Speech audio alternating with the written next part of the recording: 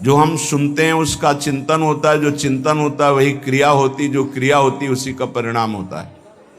कानों को बहुत संभाल के रखें, सुनने मात्र से हमारे अंदर चिंतन बनता है।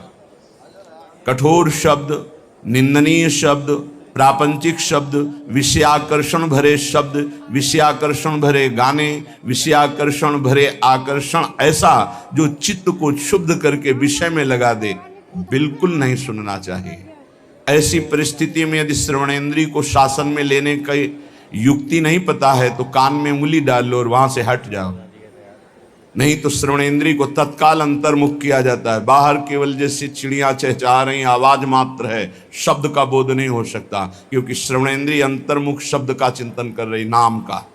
पर ये बहुत अच्छे उपासक की स्थिति होती है जहां आपको ऐसी स्थिति ना हो और प्रपंच वार्ता हो, भगवत चर्चा रहित वार्ता हो, कान में उंगली डालकर वहां से हट जाना चाहिए, चाहे जैसी सभा हो, नहीं तो उपासना खंडित हो जाएगी, उपासना बाधित हो जाएगी। ऐसा कौन साधक करता है? जिसका लक्ष्य बन गया है भगवत प्राप्ति। अन्यथा संयोग बना तो सत्संग भी सुन लिया, संयोग बना तो कुसंग भी सुन लिया। खलऊ करें भरी पाए सुसंगु और मिटे न मलिन स्वभाव अभंगु। दुष्ट स्वभाव के लोगों को भी कभी कभी भगवत कृपा से संत संग मिल जाता है, पर वो अपने स्वभाव के वशीभूत हुए सत्संग का लाभ ना लेकर वहां भी अभिमान आदि दोषों से युक्त हृदय होने के कारण वो वंचित रहते हैं, सत्संग के प्रभाव से वंचित। खलऊ करें भली पाए सुसंगु पर मिटे न स्वभाव मलिन अभंग। जो मलिन स्वभाव है वो उनका इतना कठोर हो गया है कि वो बदलना ही नहीं चाहते। तो अपने लोग तो बड़े कृपा पात्र हैं जितने सब सुन रहे हैं। नान्यम बदामी, वाणी से किसी की निंदा चुगली ये मत बोलो, भगवत चर्चा करो, नाम कीर्तन करो, गुण कीर्तन करो। जो संसारिक व्यवहार व्यापार की वार्ता है, पहले राधा बोलो, मध्य में राधा बोलो, बाद में राधा बोलो और उसको समर्पित कर दो, भजन बन जाएगा, महान सुख प्राप्ति का वो कर्म बन जाएगा, वो योग हो जाएगा। आगे कह रहे हैं न चिंतयामी, तो जो हम देखते हैं, सुनते हैं, बोलते हैं, इसका चिंतन होता है। इसलिए तीन बातों को कहा है, रसना कटो जो अनरटो, निरख अनफुटो नयन, श्रवण फुटो जो अनसुनो श्री राधा जस वैन। अगर किशोरी जी का जस नहीं है तो हम बोलेंगे नहीं, सुनेंगे नहीं, देखेंगे नहीं, क्योंकि जो बोला जाता है, सुना जाता है, देखा जाता है तो उसका चिंतन होता है। तो न चिंतयामी, अगर चिंतन ठीक करना है, चिंतन से भगवत प्राप्ति होती है। अनन्य चेता सततम यो माम स्मृति नित्यशः तस्याहम सुलभा पार्थ नित्य युक्तस्य योगिना। भगवान अनन्य चिंतन वाले को कहते हैं मैं उससे सुलभ हो जाता हूं, मैं स्वयं सुलभ हो जाता हूं। पर चिंतन करना बहुत कठिन बात है। बाहरी साधनाएं भगवत प्राप्ति की ऐसा कर भी सकता है कोई पुण्यात्मा, पर भगवत चिंतन निरंतर होना ये कोई महात्मा ही कर सकता है। महात्मा गृहस्थ में भी होते हैं, विरक्त में भी होते हैं। महात्मा एक स्थिति का नाम है, भेष का नहीं।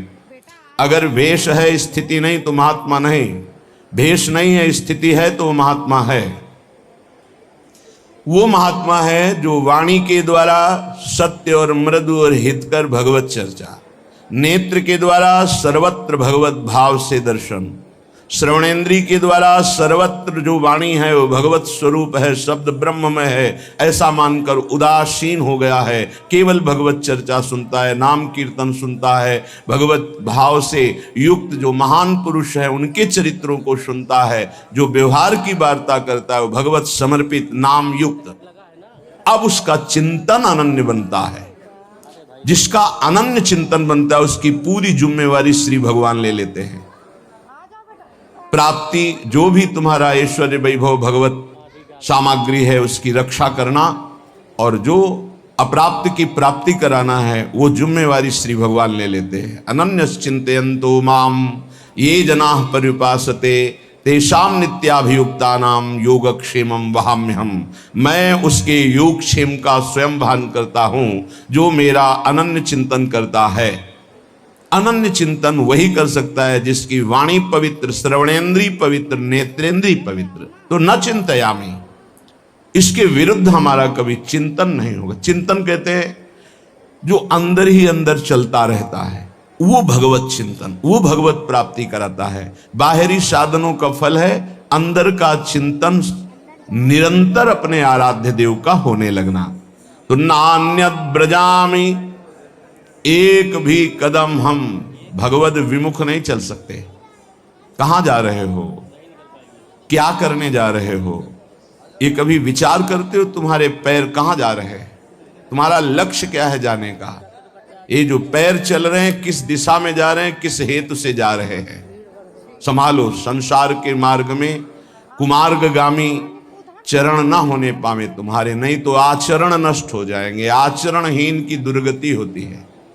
कहां जा रहे हो? मदिरालय? रोको अपने चरण को। कहां जा रहे हो? गलत आचरण करने जा रहे हो? रोक लो अपने पैर को, वापस लौट आओ। जिस यात्रा में यात्री अपने मार्ग को नहीं पहचानता वो भटक जाता है, वो भूल भुलैया में फंस जाता है, फिर उसका जीवन पूरा नष्ट हो जाता है। ये ऐसी भूल भुलैया माया की है। एक बार इस दलदल में फंस गए, निकलना बड़ा कठिन है। सत्य मानिए, हर इंद्री का दलदल है। जनेंद्री के भोग में फंस गए, निकलना मुश्किल। रसेंद्री के स्वाद में फंस गए, निकलना मुश्किल। नेत्रेंद्री के रूप में फंस गए, निकलना मुश्किल। ये बहुत विचित्र भगवान की माया। कहां जा रहे हैं तुम्हारे चरण, किस दिशा को, क्या लक्ष्य है? विवेक के द्वारा रोक लो। अगर सही दिशा है तो उत्साह संपन्न होकर नाम जप करते हुए जाओ। अगर गलत लक्ष्य है तो तत्काल रोक लो, जबरदस्ती वापस हो जाओ। ऐसा संग, ऐसा रंग न चढ़ने पावे कि पूरा जीवन माया में व्यतीत हो जाए। यहां निष्ठा की बात कह रहे। मैं धाम निष्ठ हूं, एक कदम भी वृंदावन की सीमा के बाहर नहीं जाऊंगा, चाहे प्राण निकल जाए, चाहे जितना भयानक पीड़ा हो, रोग हो, कष्ट हो, धाम नहीं छोड़ेंगे। सच्ची मानिए, निष्ठा में बहुत बड़ी ताकत है। बड़े बड़े चमत्कार इस निष्ठा में देखे, बड़ा बड़ा परिवर्तन देखा। जो औषधियों से नहीं होता वो धाम निष्ठा से हो जाता है। धाम निष्ठ को कभी व्याकुल होकर, रोग से पीड़ित होकर, समस्याओं से पीड़ित होकर भागना नहीं चाहिए। हर समस्या का समाधान यही हो जाएगा, क्योंकि ललीजू के जो चरण हैं वो सुरतरु कामधेनु चिंतामणि, भगवत रसिक अनन्य अली के, जावक जुत जुग चरण लली के, यही विराजमान है स्वामिनी जी। एक बार नहीं, लाखों बार की बात है। आपकी निष्ठा केवल हो तो सेकंड लगता है, सेकंड पूरा होते होते वो बात सामने होती। कितने लाखों बार की बात कह रहा हूं, सेकंड पूरा होते होते वो बात सामने होती। फाइनल में मिनट, घंटे, दिन, ये तो बहुत बड़ी बात है। सेकंड पूरा, अच्छा ये ऐसा, बस इतना सामने, तब लगता है क्या पहले व्यवस्था होती, बाद में प्रश्न होता, उसके उत्तर की पहले व्यवस्था होती, बाद में प्रश्न होता है। यहां समस्या का समाधान करने के लिए बाद में प्रार्थना होती, समस्या का समाधान पहले हो जाता है। प्रार्थना हुई तो पता चला वो समस्या ही नहीं है, उसका समाधान हो चुका है। क्यों? सुरतरु कामधेनु चिंतामणि, भगवत रसिक अनन्य अली के। स्वामिनी जी के चरणारविंद कल्पतरु हैं, चिंतामणि है, कामधेनु है। तत्काल समस्त कामनाओं को पूर्ण करने की सामर्थ्य श्री प्रियाजू के गोरे चरणारविंद में है, और वो अपने महल में यहां विराजमान है। ये उनका महल है। ऐसा कौन सा कष्ट है जो तुम्हें इतना विचलित कर दे प्यारी जू के महल को छोड़ने के लिए? ऐसा कोई कष्ट नहीं। यहां का एक प्रभाव है, बाहर भारी कष्ट से पीड़ित हो और यहां केवल आ जाओ तो आप देखोगे कलह कलेश न व्यापे ईठा ये ठौर विश्व ते न्यारी। यहां आते ही एक उस क्लेश का समन होने लगेगा और आपको एक आनंद की अनुभूति होने लगेगी। चाहे आप मानसिक रोगी हो या शारीरिक रोगी हो, यदि आपको रसिकों का संग मिल गया और वृंदावन का आश्रय, तो आप देखेंगे कि वो आपको प्रभावित नहीं कर पाएगा। रहेगा, प्रारब्धानुसार शरीर में रहेगा, प्रभावित नहीं कर पाएगा। बड़ी अद्भुत चमत्कारमयी वृत्ति वृंदावन की। एक परिचय के थे शिष्य, उनको कैंसर हुआ। फिर उन्होंने सूचना दी कि बहुत भयानक स्थिति है, किसी भी तरह अब हम बचने वाले नहीं। जब ये सुना, उससे प्रार्थना की कि अगर आपकी थोड़ी भी श्रद्धा है तो चाहे जैसी परिस्थिति हो वृंदावन आ जाइए, बस एक बार आ जाइए आप। उसने कहा ऐसी समस्याओं में अस्पताल में भर्ती हैं ये। उनके पुत्र ने कहा आने लायक तो है ही नहीं, तुम कहा जाना तो है ही, फिर आ क्यों नहीं सकते? तुम जैसे बने। तो यहाँ एक बैठे हुए संत भगवान, वो उनको बहुत सपोर्ट किए, वो आए। ये जो सामने है वेदांत, भक्ति वेदांत, इसमें भर्ती हुए। शाम के हितधाम में रहते थे, शाम के वहां गए, बहुत ही कष्ट, रो पड़े। उन्होंने कहा भयानक कष्ट, राधा राधा राधा राधा। श्री जी का प्रताप, उन्होंने कहा हटाइए, सब हटाइए हमारे शरीर से, बस हटा दीजिए जो मैं कह रहा हूं। एकदम आवेश आया, सब हटवा दिया, काम हो गया। राधा राधा चल दिए। बाहर निकल के आए, थोड़ी देर बाद पता चला वो श्री जी के पास गए। तो उनके पुत्र बता रहे थे उस समय से कुछ नहीं, वो जो उनके यंत्र सब लगे हुए थे, वो कहा मेरा कोई कष्ट नहीं, अब मुझे श्री जी बुला रहे, मैं जा रहा हूं, चले गए। न जाने कितने दिन भोगना पड़ता, न जाने कौन कौन से प्रारब्ध उदित हो जाते हैं जीव के अंतर्गत। विश्वास कीजिए, धाम नाम और भगवत प्रेमी महात्माओं का आश्रय ये बड़े बड़े प्रारब्धों को नष्ट कर देता है। वो अपने शरीर में प्रारब्ध लेकर भोग सकते हैं, लेकिन वो प्रारब्ध को नष्ट करने की अपार सामर्थ्य रखते हैं धाम प्रेमी, नाम प्रेमी, प्रियालाल के चरणारविंद के अनुरागी जन। तो नान्यत ब्रजामी, कुछ भी हो जाए, जिसने ये नियम ले लिया, अनंत जन्मों के पाप भस्म हो जाते हैं, उससे भगवत प्राप्ति हो जाती है। इस रज का अद्भुत प्रभाव। ना भजामी ना चाश्रयामी, अब मुझे कोई कितना भटकाना चाहे, मैं प्रिया प्रीतम के सिवा और किसी का भजन नहीं कर सकता। ये निष्ठा होनी चाहिए। अपने गुरुदेव इष्ट देव में जिसकी निष्ठा नहीं है, कुछ भी कर ले, हाथ कुछ नहीं लगता। ये माया है, बड़ी प्रचंड और प्रबल है, एक क्षण में तुम्हारा जितना सुकृत है सब लूट लेती है। गुरु कृपा पात्र हरि प्रियाजू के चरणारविंद की निष्ठा तो माया कोई है ही नहीं। मां माने नहीं या माने जो, जिसकी सत्ता ही नहीं उसका नाम माया है। न चाश्रयामी, भूल से भी किसी का अन्य का आश्रय हम नहीं ले सकते। अंदर से देख लीजिए, भूल कर भी प्रियालाल का आश्रय नहीं और सब आश्रय हैं। बैंक बैलेंस का आश्रय, व्यक्ति का आश्रय, पदाधिकारी का आश्रय, शरीर का आश्रय, संबंधियों का आश्रय, नाना प्रकार के आश्रय हैं, लेकिन प्रियालाल का आश्रय नहीं। एक आश्रय दृढ़ हो जाए और सब आश्रय छूट जाएं, तो अभी भगवत प्राप्ति हो जाए, अभी इसी क्षण प्रियालाल का साक्षात्कार हो जाए। आश्रय में कमी रहती है। वो पता तब चलता है जब सुख या भारी दुख की संयोग वृत्ति होती। भारी सुख मिला, मैंने किया ऐसा ऐसा तो मुझे मिला, या अमुक ने सहयोग किया ऐसा, वो प्रियालाल को नहीं देख पाता। भारी दुख की परिस्थिति है, अमुक को फोन करो, अमुक का परिचय उसको याद आता है, प्रियालाल का नहीं। ये अनाश्रित का लक्षण। और आश्रित का चाहे जितना सुख आवे, मेरी किशोरी जी की कृपा, वो देखता है कृपा।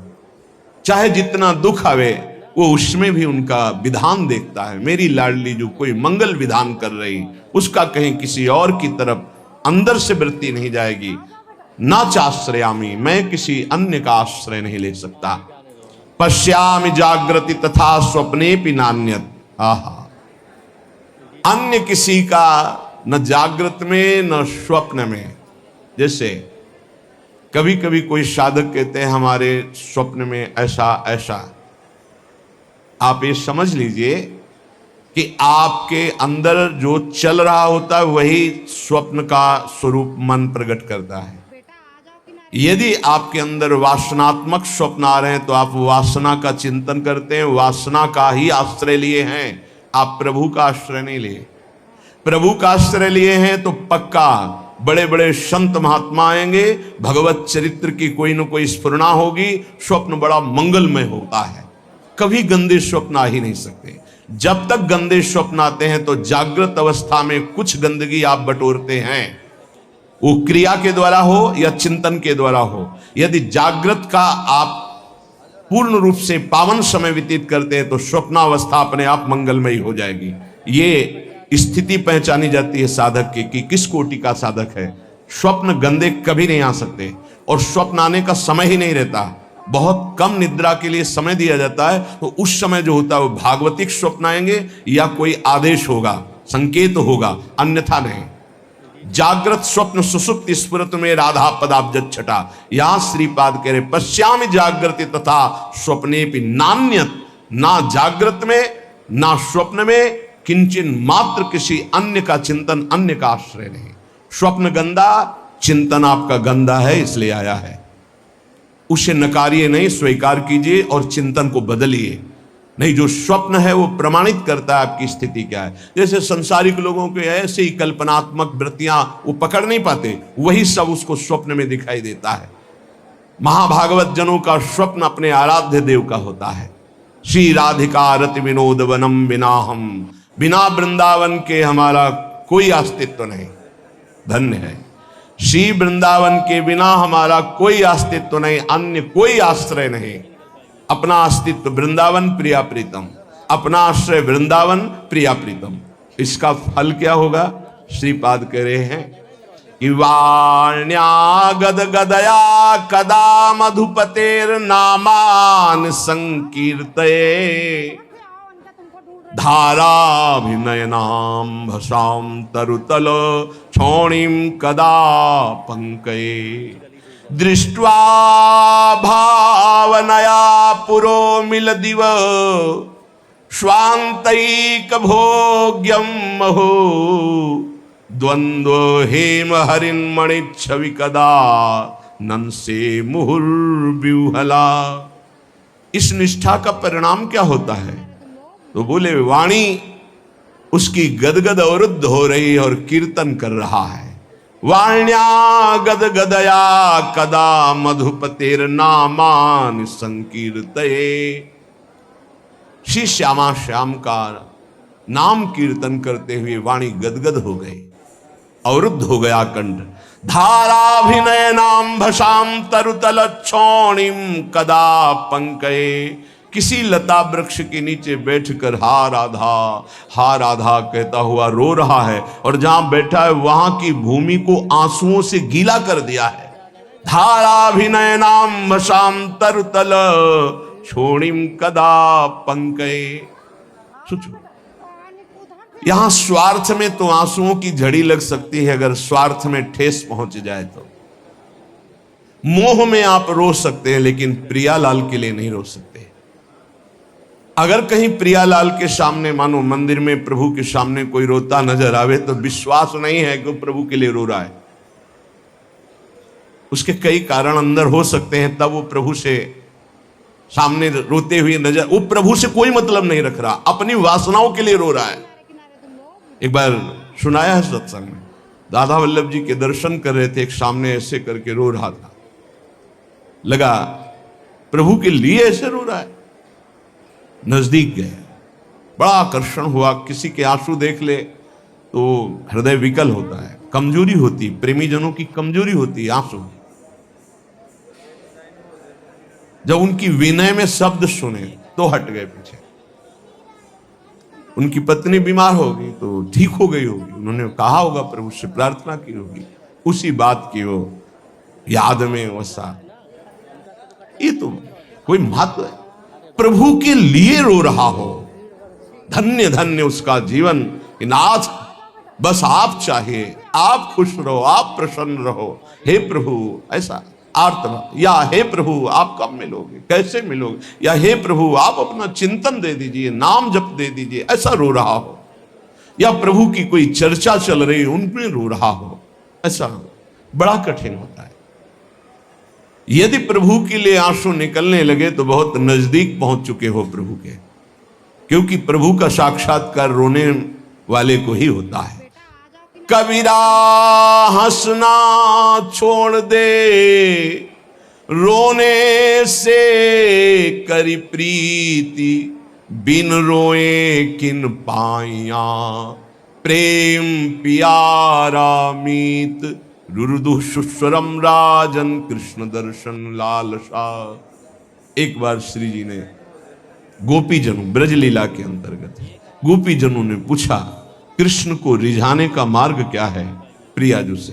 तो प्रियाजू के आंखों में अश्रु थे और श्याम श्याम श्याम श्यामेति सुंदर वरेति मनोहरेति कंदर्प कोटि ललितेति सुनागरेति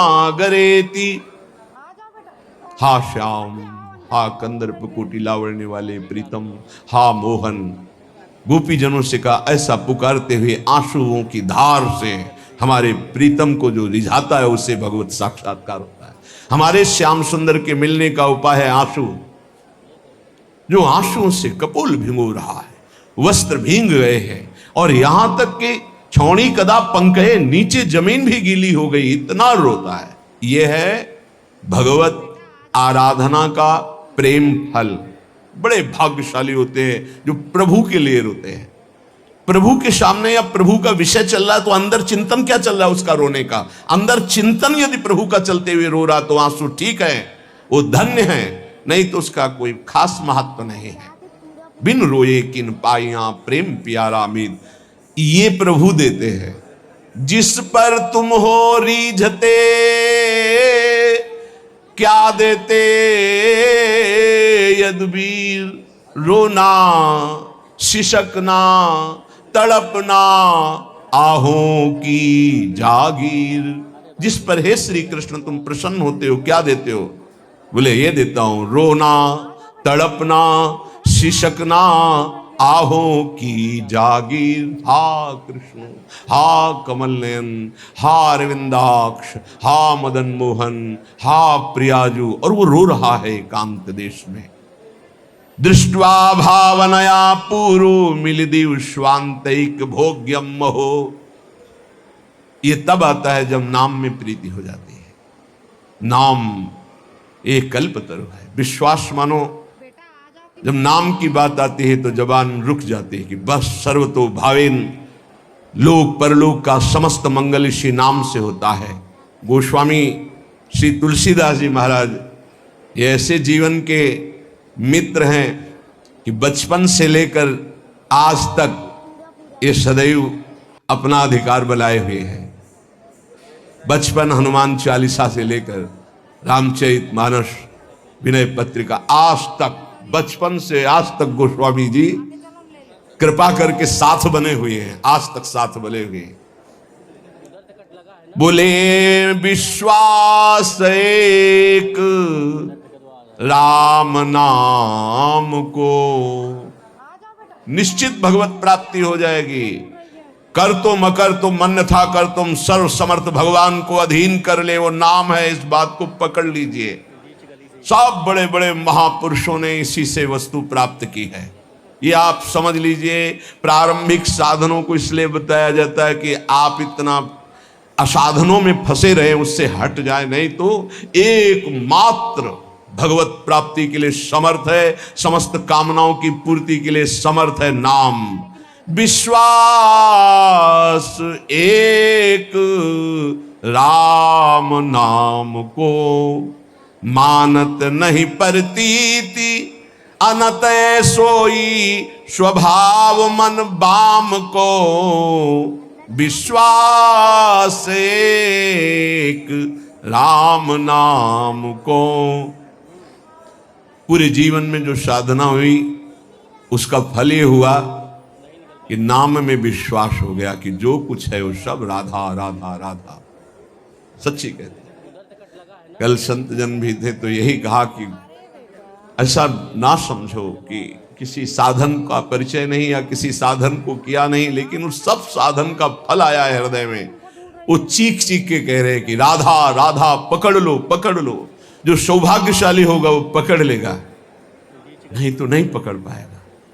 पक्का समझ लीजिए पूरे जीवन का सार। गोस्वामी जी कह रहे हैं, मैं भगवान शंकर को साक्षी करके कहता हूं, मेरी जबान गल जाए यदि रा और मां के सिवा, मैं जरा भी झूठ बोल रहा हूं, ये मेरे माई बाप है, इसी से मुझे सब कुछ प्राप्त हुआ है।